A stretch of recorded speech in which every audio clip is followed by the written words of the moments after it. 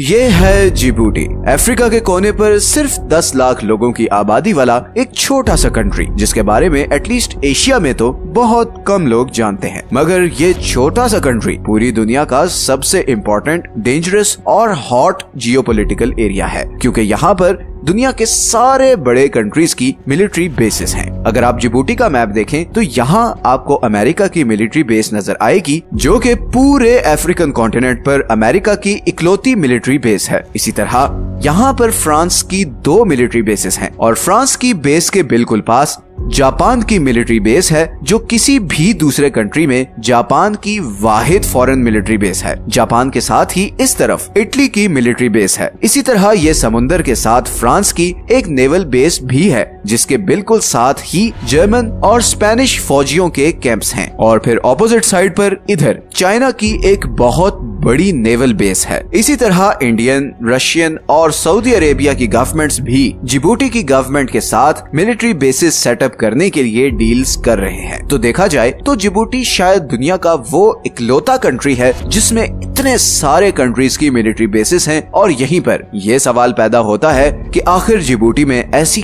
क्या बात है कि दुनिया की सारी बड़ी सुपर पावर्स ने इधर अपनी मिलिट्री बेसिस सेटअप की हुई हैं। आइए जानते हैं इस सवाल का जवाब। सच ये है कि इस वीडियो में असल में जिबूटी की इतनी इम्पोर्टेंस इसकी जियोग्राफिक लोकेशन की वजह से है। जिबूटी यमन के बिल्कुल ऑपोजिट बाबुल मंदेब स्ट्रेट के वेस्ट में है।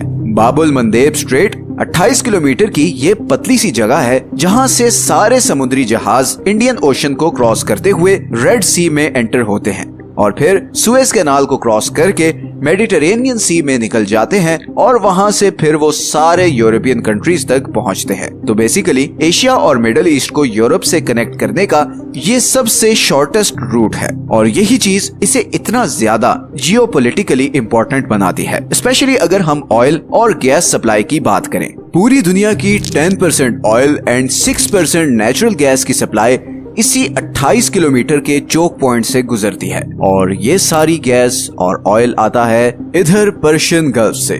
Persian gulf Iran, Iraq, Kuwait, Bahrain, Qatar, Saudi Arabia, UAE और ओमान में घिरा हुआ समुंदर का ये हिस्सा है, जहां पर पूरी दुनिया के सबसे बड़े नेचुरल गैस और ऑयल के रिजर्व्स हैं। पूरी दुनिया के 50% ऑयल और 40% नेचुरल गैस के रिजर्व्स इन कंट्रीज के पास हैं और इसीलिए पर्शियन गल्फ 21वीं सदी की सबसे इम्पोर्टेंट जियोग्राफिक लोकेशन है, बिकॉज इस एक खित्ते पर आधी से ज्यादा दुनिया की एनर्जी सप्लाई डिपेंडेंट है। इन कंट्रीज से तेल और गैस इन बड़े बड़े समुद्री जहाजों में लोड होता है और फिर ये 20 मील के चोक पॉइंट से गुजर के इधर एशिया के सारे बड़े कंट्रीज जैसे Pakistan, India, China, south Korea और जापान तक जाता है।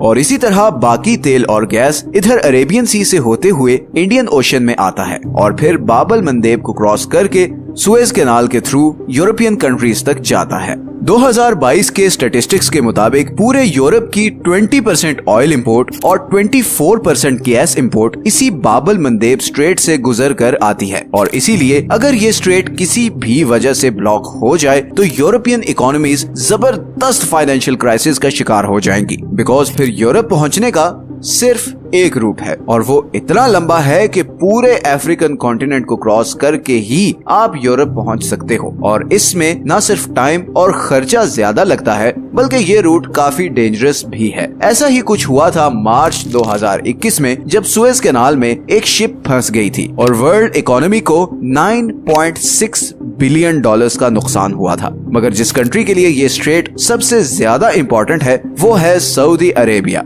सऊदी अरेबिया के पास पूरी दुनिया के 15% प्रूवन ऑयल रिजर्व्स हैं। सऊदी अरेबिया सही मानों में एक पेट्रो स्टेट है। सऊदी अरेबिया का 46% जीडीपी ऑयल पर डिपेंडेंट है और उसकी 80% एक्सपोर्ट इनकम ऑयल से होती है। ये सारा इंफ्रास्ट्रक्चर, ये बड़ी बड़ी बिल्डिंग्स ये जबरदस्त प्रोजेक्ट्स, ये लग्जरी लाइफस्टाइल, हर चीज इसी तेल की वजह से है। और सऊदी अरब की सारी ऑयल फील्ड्स इधर पर्शियन गल्फ के बॉर्डर पर ही हैं और इसीलिए बाकी दुनिया तक पहुंच जाने का सबसे इजी रास्ता ये स्ट्रेट ऑफ हॉर्मुज के थ्रू है। अब स्ट्रेट ऑफ हॉर्मुज की बात करें तो ये करीबन 34 किलोमीटर की छोटी सी जगह है जहां से पर्शियन गल्फ वाले कंट्रीज के कंटेनर्स गुजरकर बाकी दुनिया को जाते हैं। इस चोक पॉइंट को सबसे बड़ा खतरा ईरान से है, जो कि सऊदी अरब का सबसे बड़ा राइवल है। इस स्ट्रेट के आसपास वाले सारे आइलैंड्स भी ईरान के ही कंट्रोल में हैं और ईरान बहुत दफा ये स्ट्रेट बंद करने की धमकी भी दे चुका है। और अगर ये स्ट्रेट किसी भी वजह से बंद हुआ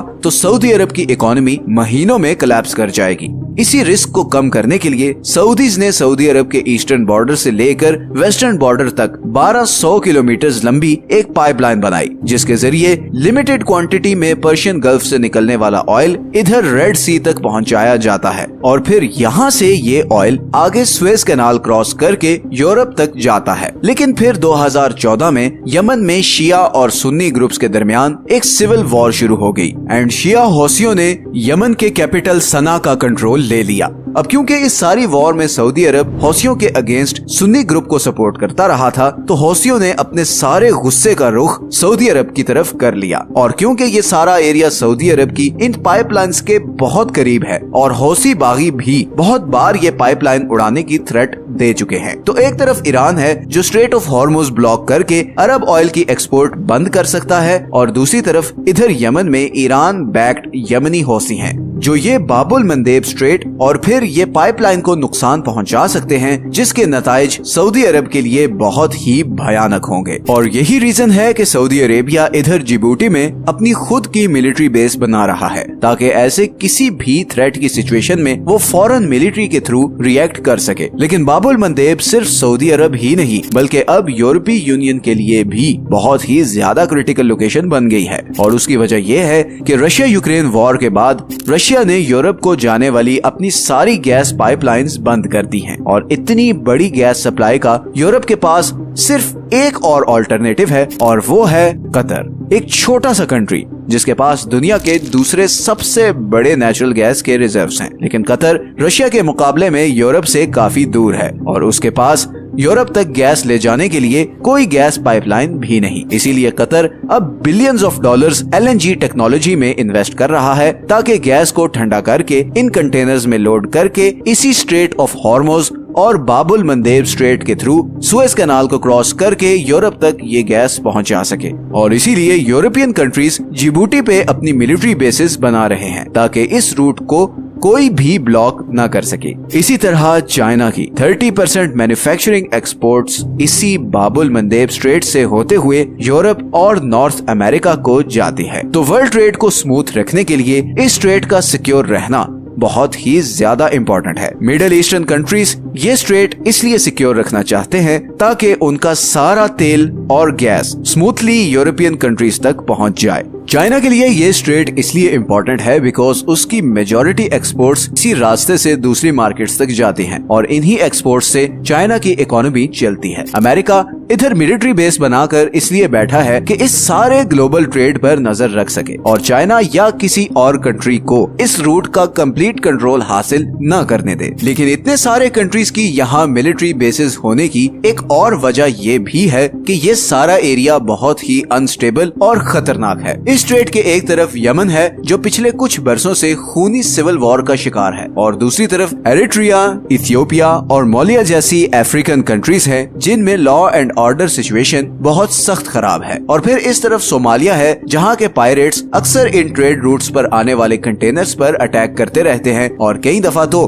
वो इन शिप्स को लूट भी लेते हैं। इसीलिए सारे बड़े कंट्रीज ने इस बात पे एग्री किया कि इस रीजन में उनकी मिलिट्री बेसिस होनी चाहिए ताकि वर्ल्ड ट्रेड को इन सारी थ्रेट्स से बचाकर ये ट्रेड का फ्लो स्मूथ रखा जा सके। और इस सारे एरिया में बेस बनाने के लिए जिबूटी से बेहतर और कोई कंट्री नहीं। जिबूटी इस पूरे अफ्रीकन रीजन में शायद सबसे पीसफुल कंट्री है और अगर देखा जाए तो अफ्रीका बहुत हैवीली इस पर डिपेंडेंट भी है क्योंकि देखें जिबूटी के साउथ वेस्ट में इथियोपिया है जिसकी पूरे अफ्रीका में सबसे बड़ी पॉपुलेशन है, मगर इथियोपिया लैंडलॉक्ड है और उसके पास कुछ भी इंपोर्ट या एक्सपोर्ट करने के लिए जिबूटी के अलावा कोई और ऑप्शन नहीं। इसीलिए जिबूटी का पूरे अफ्रीकन कॉन्टिनेंट पे बहुत इन्फ्लुएंस है। जिबूटी एक बहुत जबरदस्त एग्जाम्पल है कि कैसे कोई कंट्री अगर सिर्फ अपना लॉ एंड ऑर्डर मेंटेन करे तो कैसे उसकी ज्योग्राफिक लोकेशन उसे इम्पोर्टेंट और अमीर बना सकती है। मैं बार बार हर वीडियो में सब कॉन्टिनेंट का जिक्र इसलिए करता हूँ कि पाकिस्तान, इंडिया और अफगानिस्तान दुनिया के क्रॉस रोड पर लोकेटेड हैं। नॉर्थ को साउथ और ईस्ट को वेस्ट कनेक्ट करने का ये नेचुरल रूट है।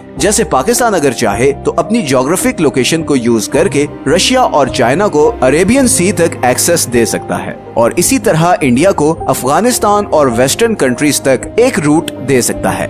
आप इमेजिन नहीं कर सकते कि कितनी बड़ी मार्केट्स ओपन हो जाएंगी इन दोनों कंट्रीज के लिए। ये ट्रेड रूट्स इस खित्ते की तकदीर बदल सकते हैं। अंग्रेजों के इधर आने से पहले ये इंडियन सब कॉन्टिनेंट दुनिया के अमीर तरीन खित्तों में से एक था, और उसकी वजह यही थी कि ये सारा एरिया दुनिया के क्रॉस रोड पर है। ये मशरिक से मगरिब को मिलाता है, और फिर इन दोनों कंट्रीज के साथ समुंदर भी लगता है, और फिर इतनी बड़ी मैन पावर, इतने टैलेंटेड रिसोर्सेज, ये सब कुछ नेगेटिव मीडिया एंड पॉलिटिकल एजेंडे की वजह से वेस्ट हो रहा है। अगर इन दोनों कंट्रीज की गवर्नमेंट्स समझदारी से काम लेती तो आज दुबई की जगह गवादर और मुंबई का पोर्ट दुनिया का सेंट्रल पॉइंट होता, और ये जो इन दोनों कंट्रीज के लोग नौकरी के लिए अपनी फैमिली और प्यारों को छोड़कर यूएई जाते हैं और फिर बाकी पूरी जिंदगी एक एटीएम मशीन बनकर ही रह जाते हैं, वो इधर अपने कंट्रीज में ही अपने प्यारों के पास मेहनत कर सकते थे। मेरी बड़ी ख्वाहिश है कि अब फाइनली इन दोनों कंट्रीज की गवर्नमेंट्स और लोग इस बात को समझें कि पड़ोसियों के साथ लड़ा नहीं जाता। अपनी वीडियो का एंड मैं मिखाइल नाइमी के एक कोट पर करता हूँ। Fight, but not your neighbor. Fight rather all the things that cause you and your neighbor to fight. अगर आपको आज की वीडियो अच्छी लगी है तो इसे लाइक और चैनल को सब्सक्राइब जरूर कर दें। ये हैं वो सारे सोर्सेज जहां से हमने इस वीडियो के लिए कंसल्ट किया है। मिलते हैं नेक्स्ट वीडियो में एक और इंटरेस्टिंग टॉपिक के साथ। अपना ख्याल रखें। अल्लाह हाफिज।